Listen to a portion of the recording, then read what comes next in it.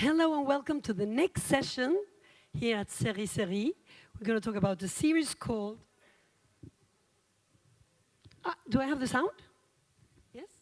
Yes. Okay. As long as we live, and let me introduce you, Aníta, Briem and Hordur Runarsson. Come to stage. Thank you very much.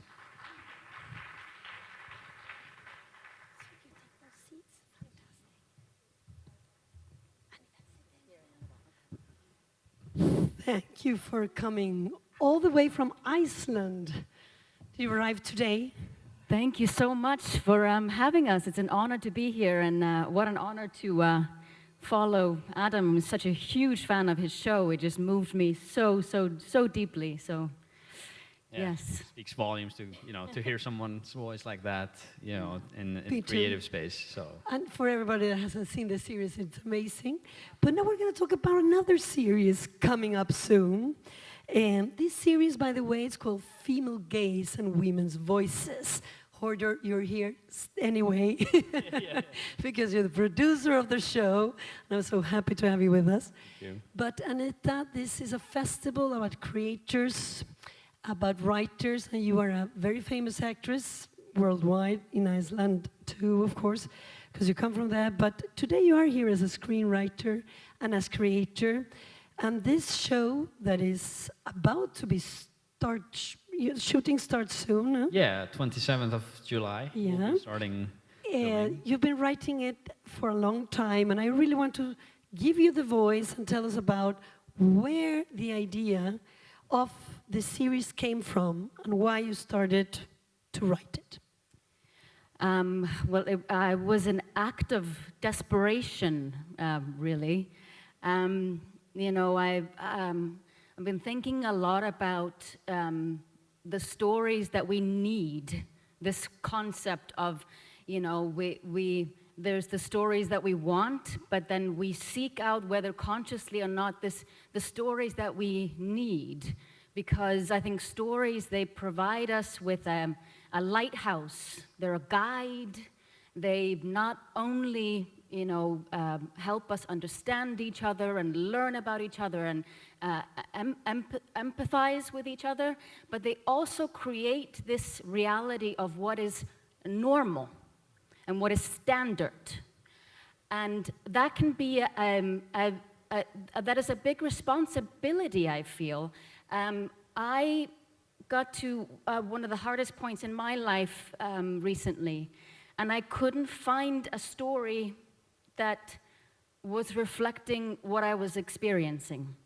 And what that did for me is that it made me feel like I was completely alone in the world, and it made me feel like I must be the only person in the world experiencing this, and therefore, there's something very, very wrong with me, which is possibly true, but but anyway, then I start talking to some people about these things that were troubling me, and I find out that I was not at all alone, at all. What I was experiencing was so common, and every time I opened a conversation, people were like, "Oh my God, I'm so glad you said that because blah, blah, blah, blah, blah, blah," and it poured out of them. And I was like, why isn't nobody telling stories about this? And then I thought, I spent some time in Los Angeles. I was there for 13 years as an actress. And I walked into a world there of incredibly skewed norms, particularly when it comes to women. I walked into a world and an industry where executives would just openly exclaim, women can't lead big films because they can never make as much money. So that was just like being treated as a fact. And it was being treated as a fact that, actresses over 40 would just gradually become irrelevant because, they were like, the parts, they just tend to dry up. The parts, they just, they kind of dry up. And I was like, ugh. And what it was like a phrase that was being used, and it was being incredibly hurtful to women. And moreover, it was stopping the flow of stories to a really big portion of the human race that really, really needed them. And then I was like, maybe I am not alone in the world. Maybe now it is on my responsibility to get this story out there. And what's the story about? This is a love story. It's a love story that is very much centered around this phenomenon that is the 7-year itch.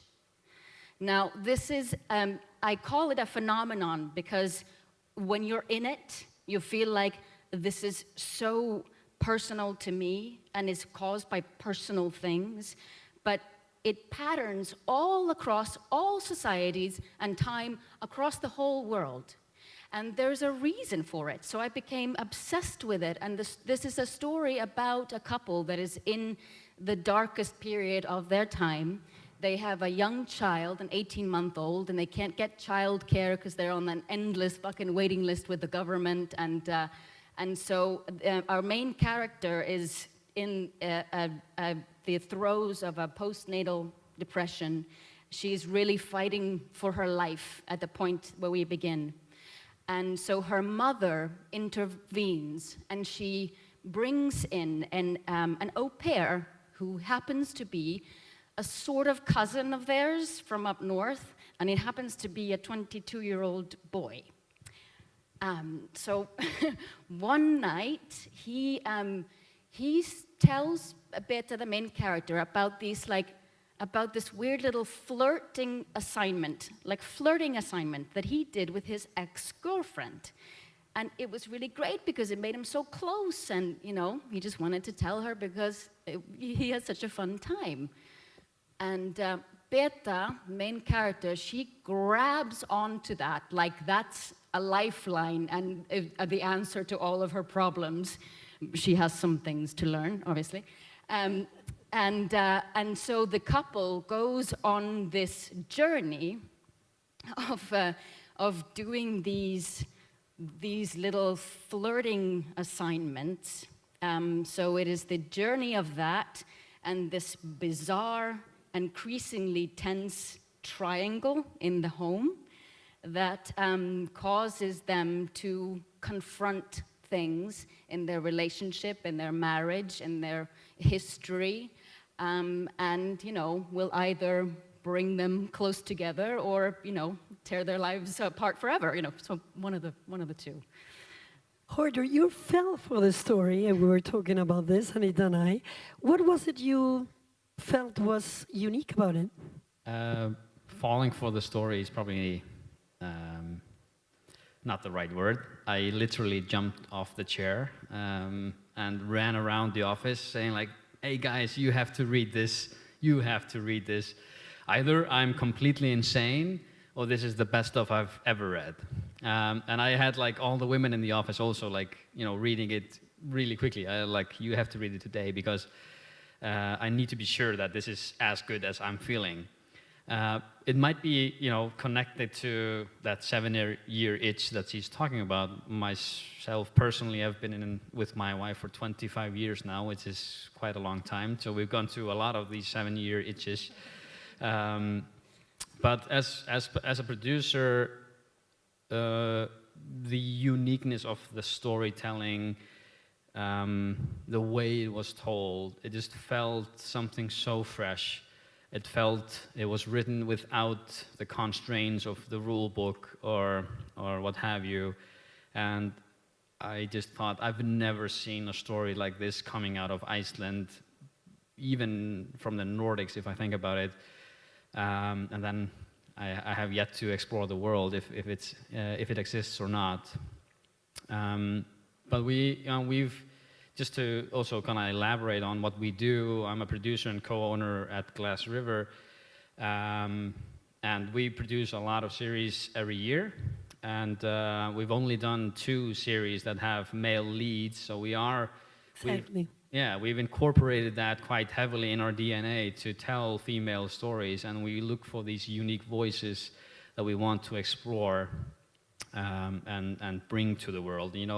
As you know or don't know, that Iceland is of course one of or number 1 in terms of gender equality in the world, and that's something we want to bring to the international environment, in an industry like that, that has something to say, that has something to bring, and empowers people around the world.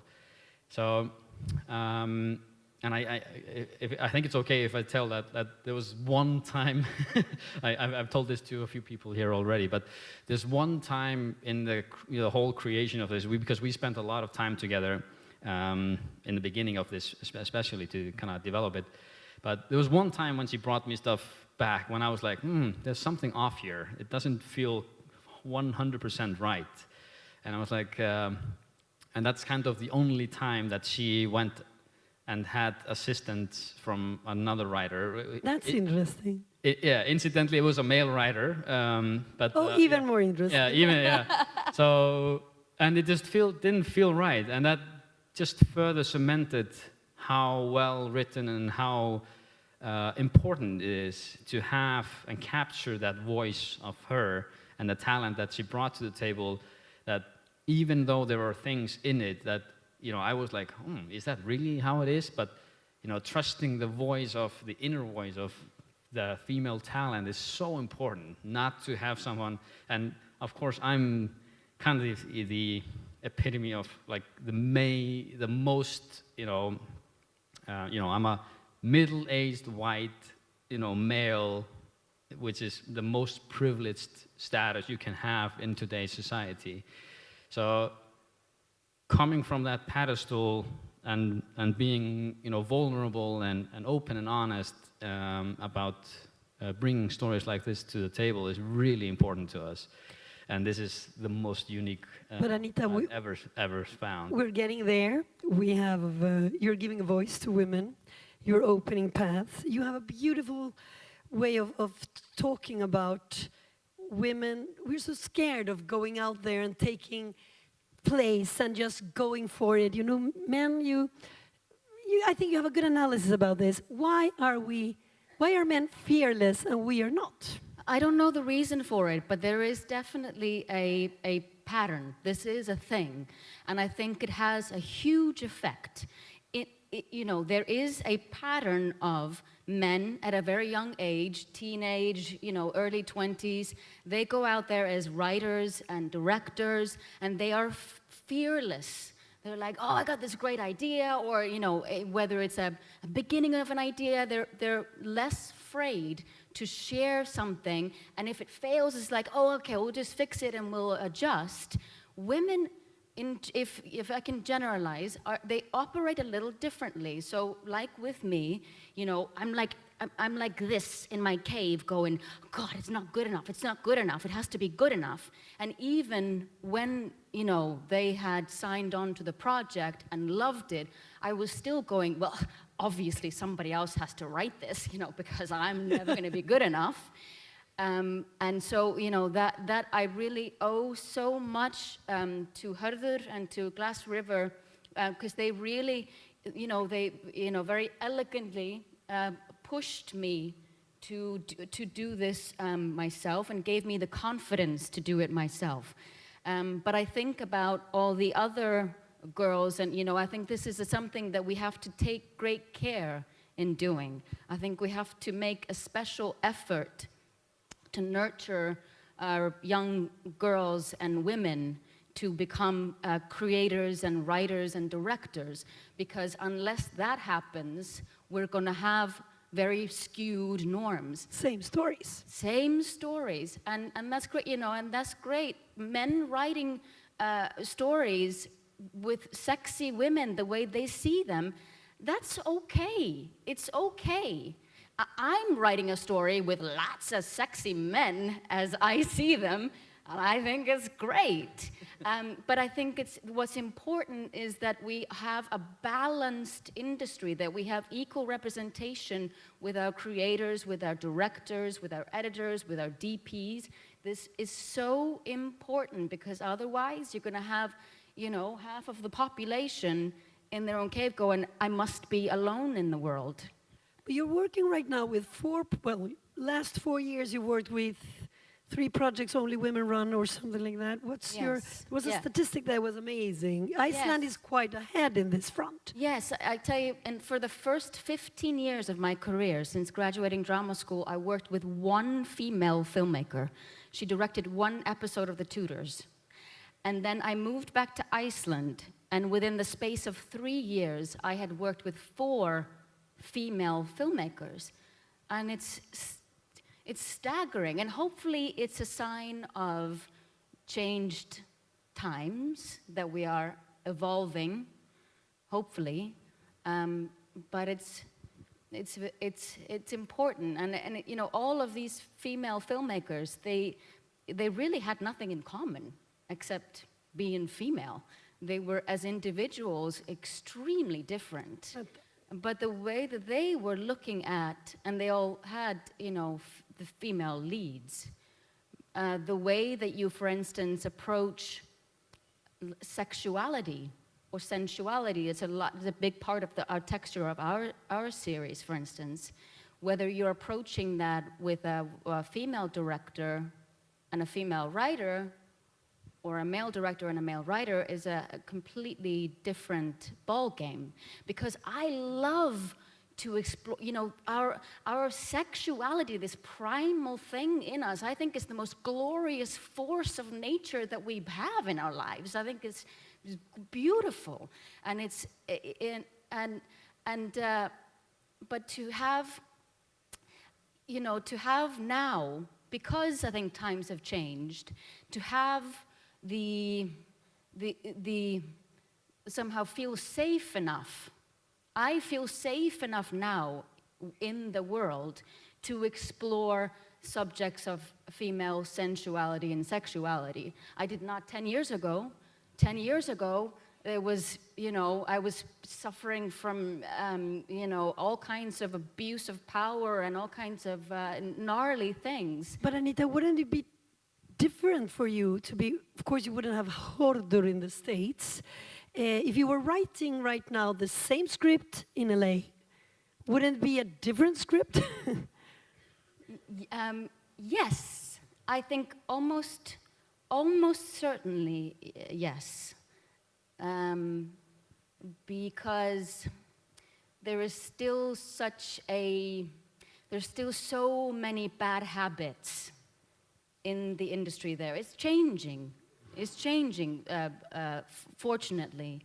But I don't know, it's hard to say for sure. But I know that here I was given an unusual amount of nurturing and freedom.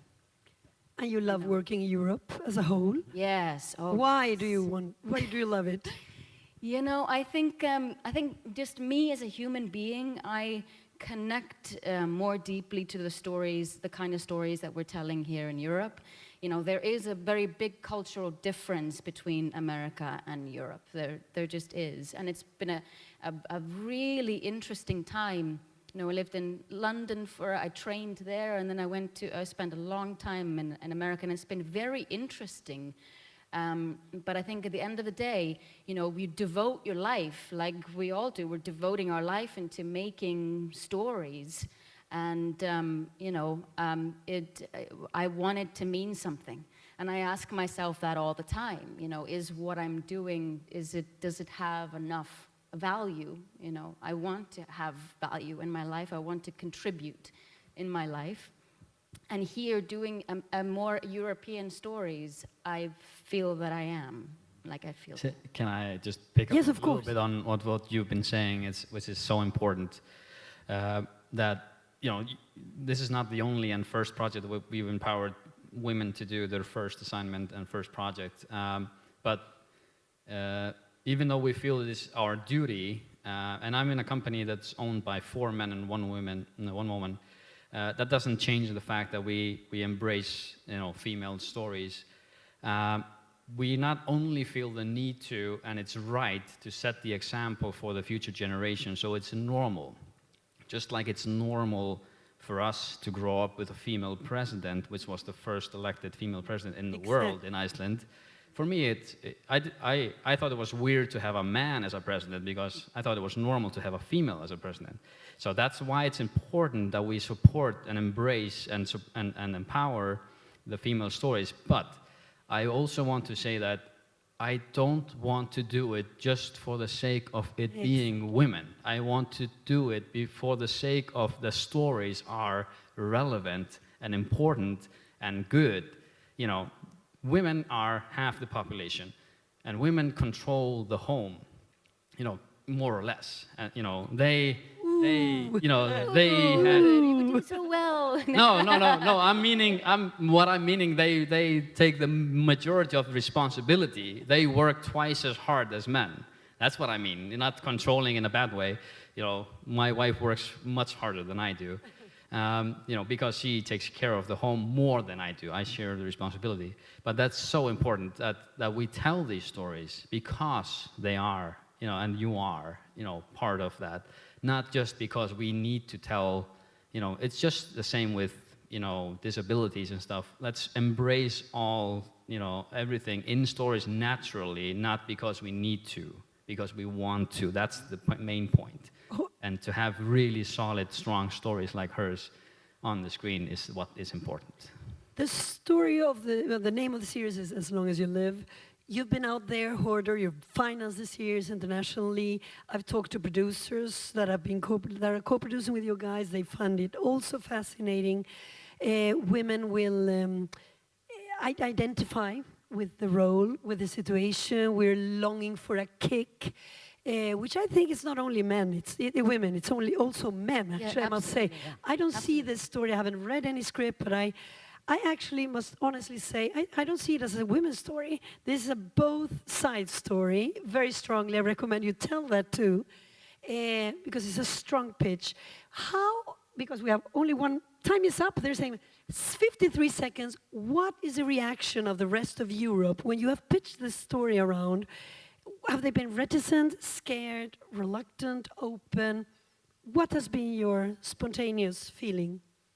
The beautiful thing is that the first reaction and the reaction where we present it is exactly the same responses I had the first time I read it.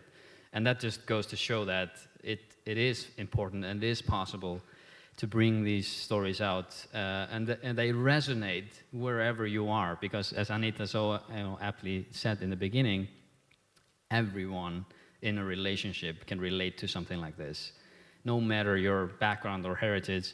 And I think maybe you want to pick up on that when we had the first meeting with Martin Wallström, who's going to actually star. The actor, Swedish actor, yeah? Yeah, because the hope for this story is it is a hopeful message to both partners. So we got Martin Wallström, who's a wonderful Swedish actor who's going to play the husband. And